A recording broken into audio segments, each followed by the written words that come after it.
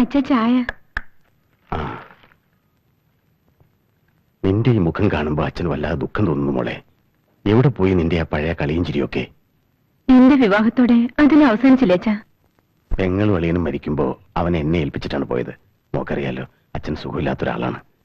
എന്റെ കാലശേഷം എല്ലാം നോക്കി നടത്താനുള്ളത് മഹേന്ദ്രനാണ്.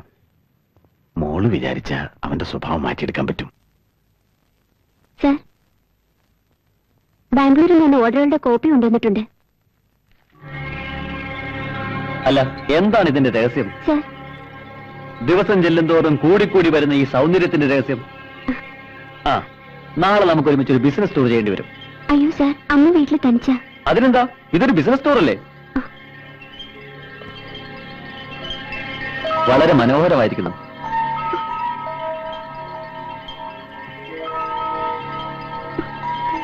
ഇത് എവിടുന്ന് വാങ്ങിയതാ? അനുവാദമില്ലാതെ ഇവിടെ കടന്നു വരാൻ ആരാ പറഞ്ഞത്? ഇവിടെ കടന്നു വരാൻ എനിക്ക് ആരുടെ അനുവാദം വേണ്ട. മഹേന്ദ്രന് തോന്നിയാസം നടത്താനുള്ള സ്ഥലമല്ല ഇത്. ഇതൊരു ഓഫീസാണ്.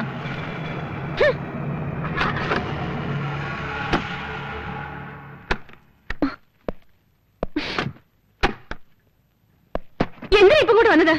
ഓഫീസിലെ പെണ്ണുമായിട്ട് എവിടെയെങ്കിലും പോകാൻ പാടില്ലായിരുന്നോ? ഓടി, നീ ആരാ ചോദിക്കാൻ? നീയും നിന്റെ തന്നെയും വിചാരിക്കുന്ന പോലൊന്നും നടക്കില്ല. ദേ, നിന്നെ കെട്ടേ നിന്റെ സൗന്ദര്യം ആസ്വദിച്ചിരിക്കാനൊന്നുമില്ല. വേണ്ട, ഇറങ്ങിപ്പോയിക്കോ. എനിക്ക് മതിയായി. അങ്ങനെ ഇറങ്ങിപ്പോകുന്നവനല്ല ഈ മഹേന്ദ്രൻ. നീ മാത്രമല്ല എന്റെ ലക്ഷ്യം. മായയെ വേറൊരുത്തിനെ കെട്ടിച്ചു കൊടുക്കാമെന്നൊന്നും വിചാരിക്കണ്ട. അവൾ കൂടി എനിക്ക് അവകാശപ്പെട്ടതാ. ഇക്കണ്ട സ്വത്തെല്ലാം എന്റെ പേരിൽ തന്നെ വന്നു ചേരണം. അതിനുവേണ്ടി എന്തും ചെയ്യാൻ ഈ മഹേന്ദ്രൻ പഠിക്കില്ല. എന്റെ ജീവിതം നശിപ്പിച്ചതുപോലെ ഇനി ഒരു നിമിഷം ഇവിടെ നിൽക്കരുത്.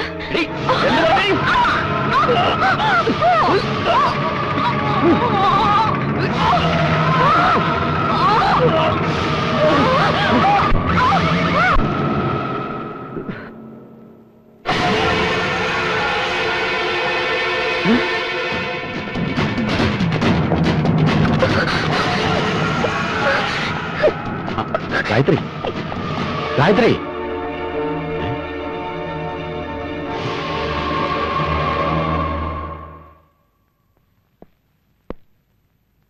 ഇനി ഇങ്ങനെ ദുഃഖിച്ചിരുന്നിട്ട് എന്താ കാര്യം? മരിച്ചാൽ തിരിച്ചു വരുമോ? എനിക്കെന്റെ മകളാണ് നഷ്ടമായത്. ഞാനതെങ്ങനെ മറക്കും? എനിക്ക് ഒരുപാട് തെറ്റുകൾ പറ്റിയിട്ടുണ്ട്. എന്റെ കൂട്ടുകാരാണ് എന്നെ വഴിതെറ്റിച്ചത്. മീരയെ ഞാൻ വല്ലാതെ സ്നേഹിച്ചിരുന്നു.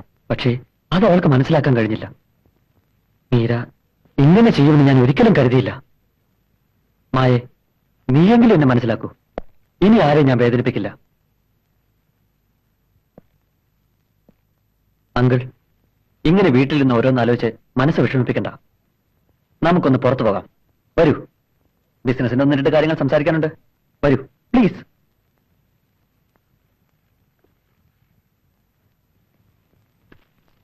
ഇതുപോലുള്ളൊരു അറ്റ്മോസ്ഫിയറിൽ വന്ന് അങ്കിളുമായി ഒന്ന് സംസാരിച്ചിട്ട് എത്ര കാലമായി? ശരിയാണ്, മീരയുടെ മരണശേഷം പുറത്തിറങ്ങാൻ തോന്നിയിട്ടില്ല. എന്തോ ബിസിനസ് കാര്യങ്ങൾ എന്നോട് സംസാരിക്കാനുണ്ടെന്ന് മഹേന്ദ്രൻ പറഞ്ഞല്ലോ. എന്താ? മീരയുടെ മരണത്തിൽ ദുഃഖിച്ചിരിക്കുന്ന അങ്കിളിനോട് അതെങ്ങനെ പറയണമെന്ന് എനിക്കറിയില്ല.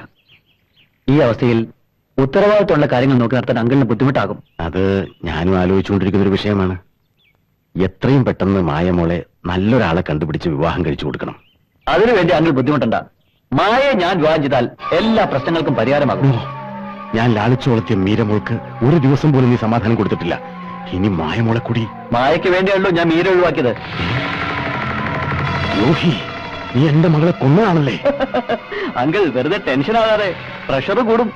ഞാൻ പറയുന്നതൊന്നും അങ്കിളിന് ഇഷ്ടപ്പെട്ടില്ലെങ്കിൽ വേണ്ട. മായ നമുക്ക് വേറൊരാൾ കെട്ടിച്ചെടുക്കാം. പക്ഷേ അങ്കിളിന്റെ പേരിലെ മുഴുവൻ സ്വത്തും ഈ മഹേന്ദ്രന്റെ വേണം. ഒന്നൊപ്പിട്ടെ. ഇല്ല, തരില്ല. നീ എന്നെ ചീറ്റ് ചെയ്യാണല്ലേ? അതൊക്കെ എന്റെ സുഹൃത്തുക്കളാ. ഞാൻ പറയുന്നത് എന്തും അവർ ചെയ്യും.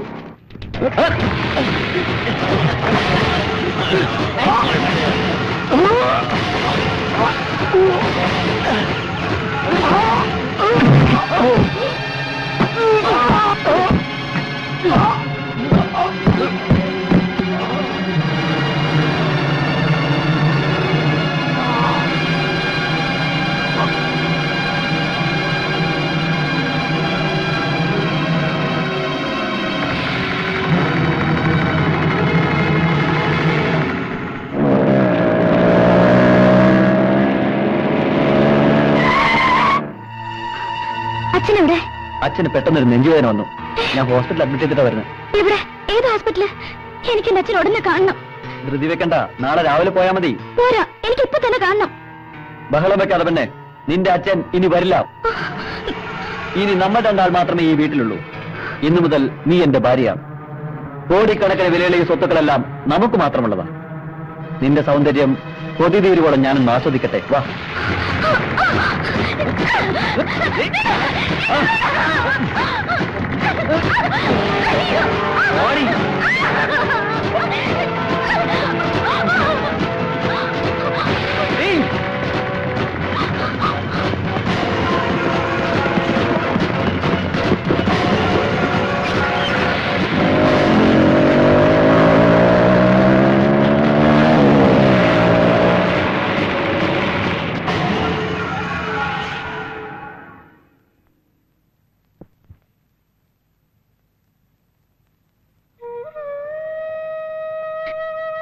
ഒന്നും എനിക്കറിയില്ലായിരുന്നു.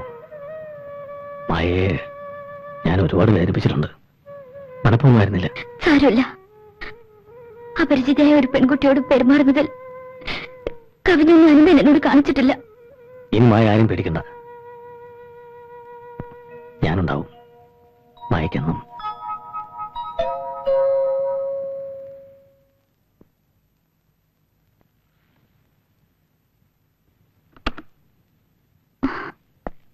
അനന്തൻ എവിടെ? അകത്തുണ്ട്.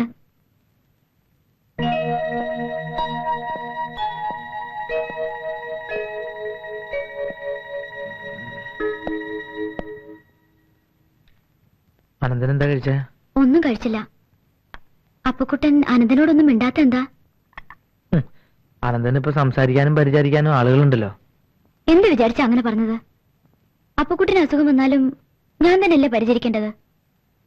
മായ അനന്തനുമായി അടുക്കുന്നത് എനിക്ക് ഇഷ്ടമുള്ള കാര്യമല്ല. എന്നാ പിന്നെ നിനക്ക് ഇഷ്ടമുള്ള കാര്യങ്ങളോ ലിസ്റ്റിംഗ് എഴുതാ. ഇനി കാര്യങ്ങൾ അതനുസരിച്ച് പ്ലാൻ ചെയ്യാം. എന്തേ? നിന്നോട് ഞാനൊന്നും പറഞ്ഞില്ല. പിന്നെ എന്റെ വ്യക്തിപരമായ കാര്യങ്ങളിൽ ആരും ഇടപെടുന്നത് എനിക്ക് ഇഷ്ടമല്ല. എന്ന് മുതലാ നിനക്ക് മാത്രമായിട്ട് ഒരു വ്യക്തിപരമായ കാര്യം ഉണ്ടാകാൻ തുടങ്ങിയത്? ഇന്ന് മുതലാന്ന് കരുതിക്കോ. എടാ, ഒരു സുപ്രഭാതത്തിൽ കുറച്ച് കാശുണ്ടായെന്ന് കരുതി കൂടുതൽ അഹങ്കരിക്കില്ലേ?